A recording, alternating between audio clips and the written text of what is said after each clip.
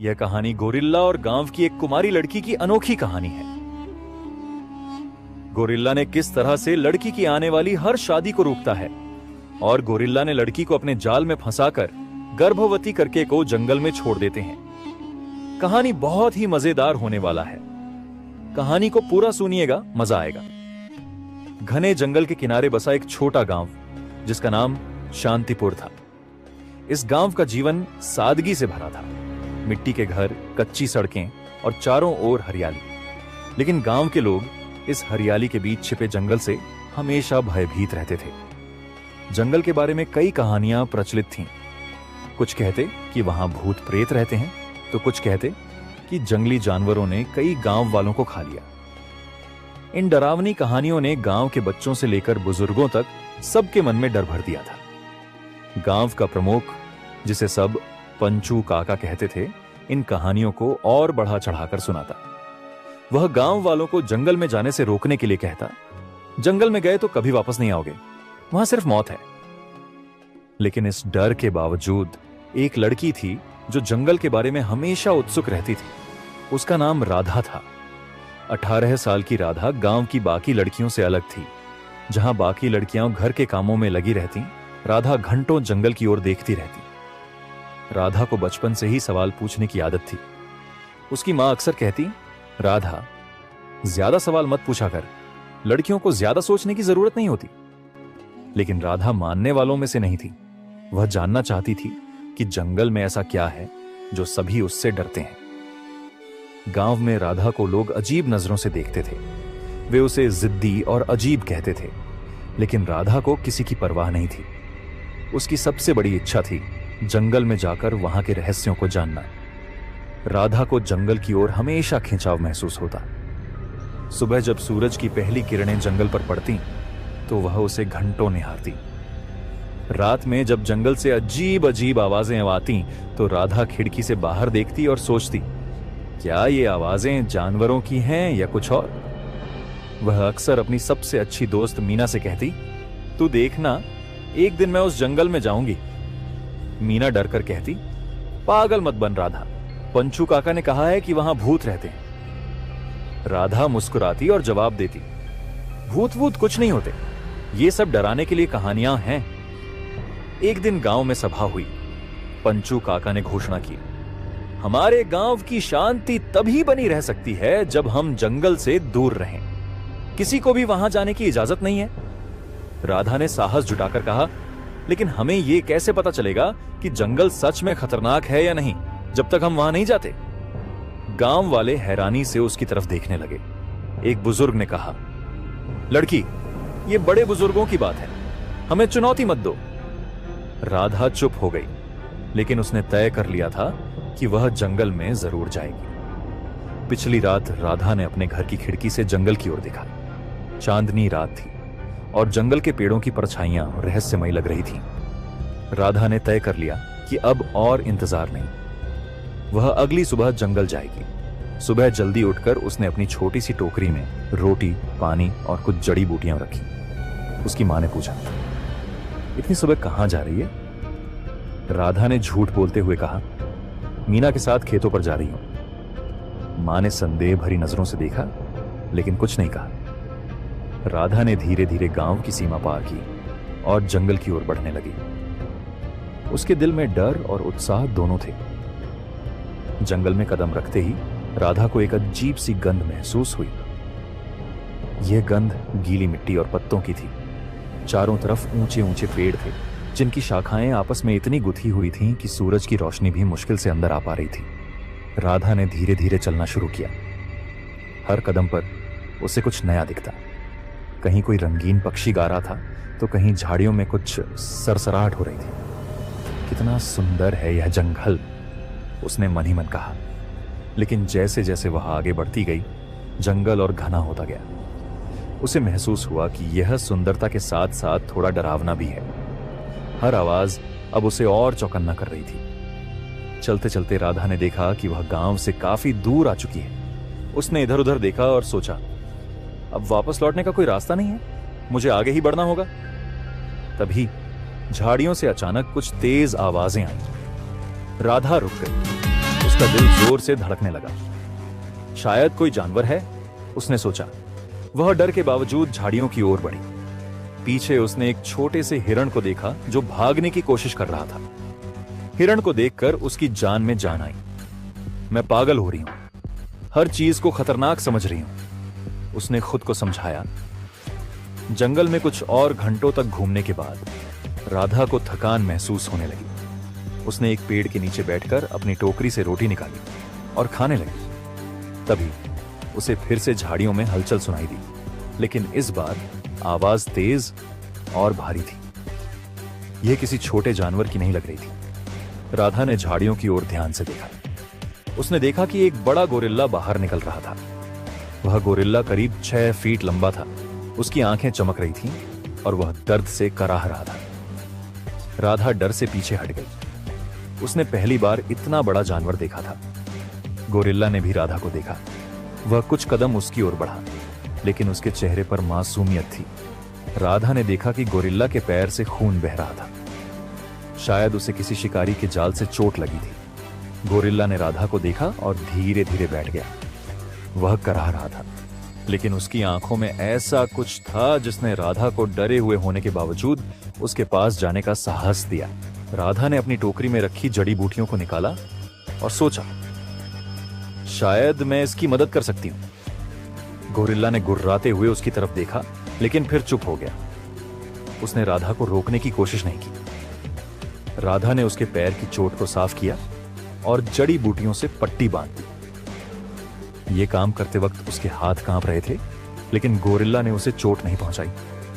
राधा ने गोरिल्ला को अपनी बची हुई रोटी दी। गोरिल्ला ने पहले उसे सूंघा, फिर खा लिया। राधा को यह देखकर खुशी हुई कि वह उसे अपना दुश्मन नहीं समझ रहा। तुम सच में डरावने नहीं हो, लोग तुम्हारे बारे में गलत सोचते हैं, राधा ने कहा, मानो गोरिल्ला उसे समझ सकता हो। गोरिल्ला ने उसकी तरफ देखा और धीरे धीरे उसके करीब आ गया। राधा को पहली बार महसूस हुआ कि जंगल का यह विशाल जानवर कितना मासूम और सरल है। गोरिल्ला के साथ कुछ समय बिताने के बाद राधा को एहसास हुआ कि सूरज डूबने वाला है। वह वापस लौटने का रास्ता भूल चुकी थी। गोरिल्ला ने राधा की ओर देखा और जैसे उसे अपनी उपस्थिति से सुरक्षित महसूस कराया। राधा ने सोचा, शायद मैं रात यहां बिता सकती हूं। ये गोरिल्ला मुझे कोई नुकसान नहीं पहुंचाएगा। रात भर राधा ने जंगल की आवाजों को सुना और गोरिल्ला को अपने पास बैठे देखा। उसने पहली बार महसूस किया कि जो चीजें हमें डराती हैं, वे जरूरी नहीं कि बुरी हों। जंगल की पहली रात बिताने के बाद राधा ने सुबह की ठंडी हवा महसूस की। सूरज की हल्की किरणें पेड़ों के बीच से छनकर आ रही थीं। राधा ने देखा कि गोरिल्ला अभी भी पास ही बैठा हुआ था, मानो उसकी सुरक्षा कर रहा हो।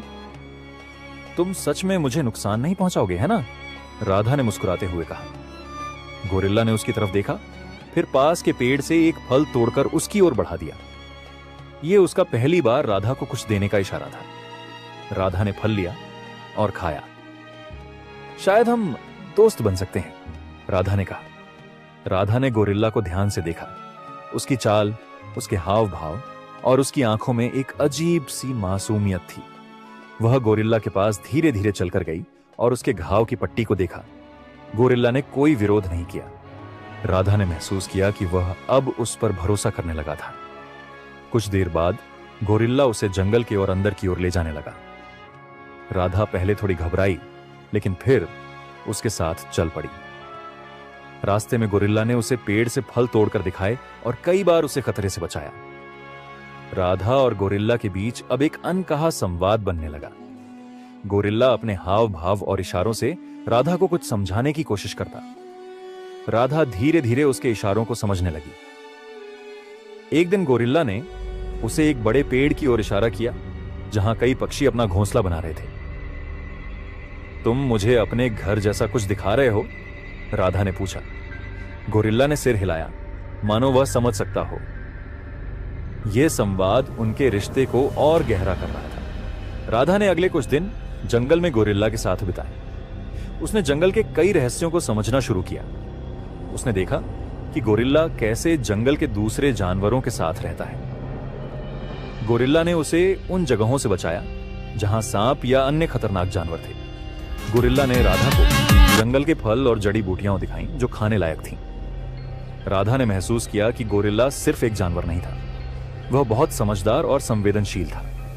जंगल में बिताए दिनों के दौरान राधा को अपने गांव की याद आने लगी। उसे एहसास हुआ कि वह बहुत दूर आ चुकी है और गांव वाले अब तक उसे ढूंढ रहे होंगे।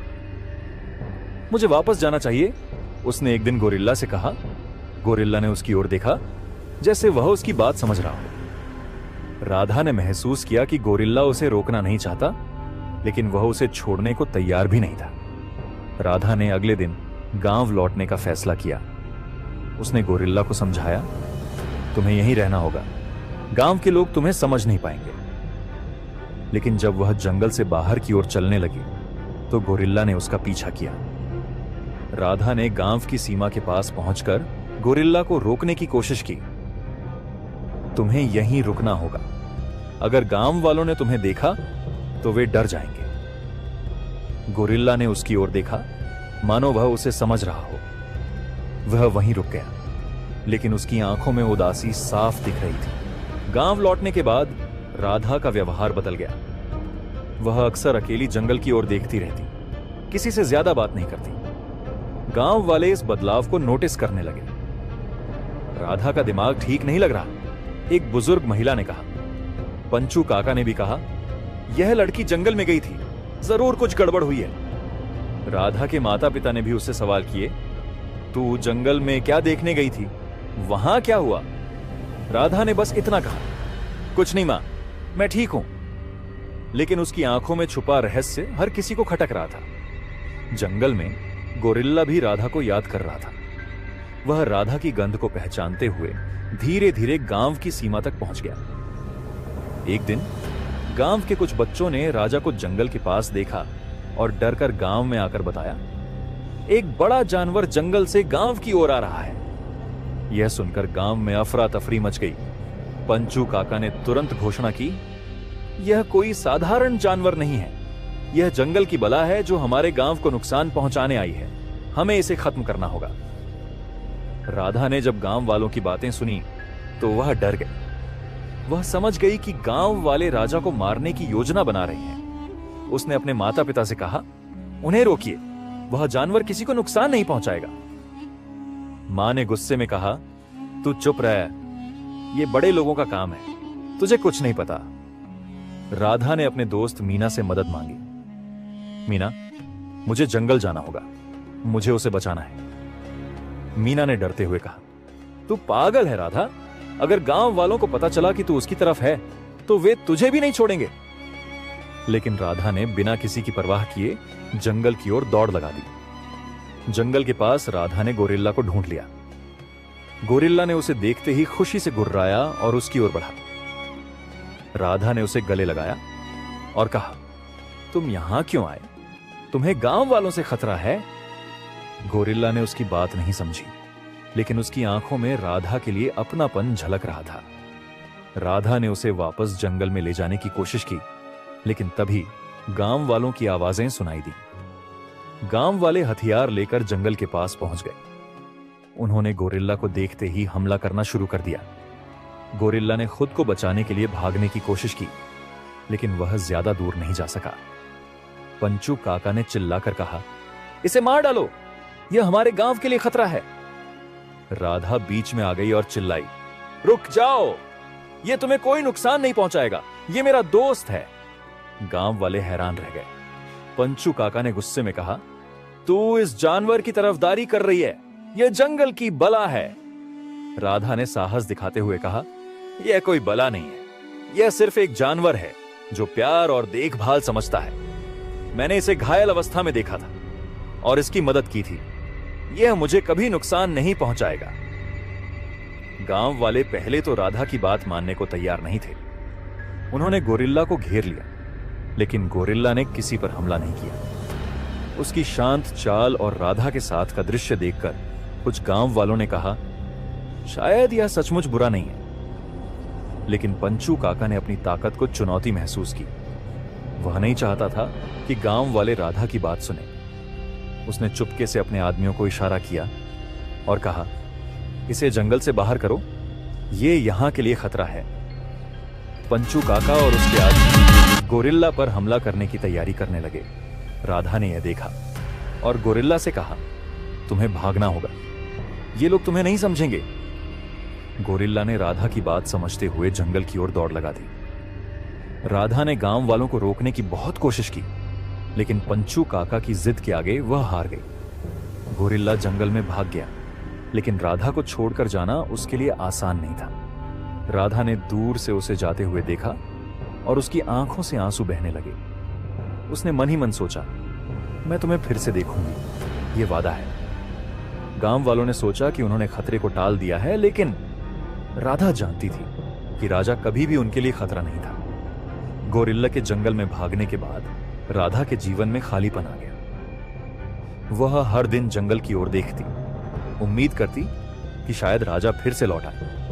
उसने अपने माता पिता से बात करनी कम कर दी और गांव वालों से दूरी बनाई। उसकी आंखों में हमेशा उदासी झलकती थी। एक दिन मीना ने उससे कहा, राधा, तू ऐसे क्यों रह रही है? वह सिर्फ एक जानवर था, उसे भूल जा। राधा ने धीमे स्वर में कहा, वह सिर्फ जानवर नहीं था, वह मेरा सब कुछ था। उसने मुझे समझा जब किसी ने नहीं समझा। वह गोरिल्ला के साथ मेरा सब कुछ हो गया, उसका बच्चा अब मेरी पेट में है। दोस्तों, आगे का कहानी भाग 2 में देखिएगा।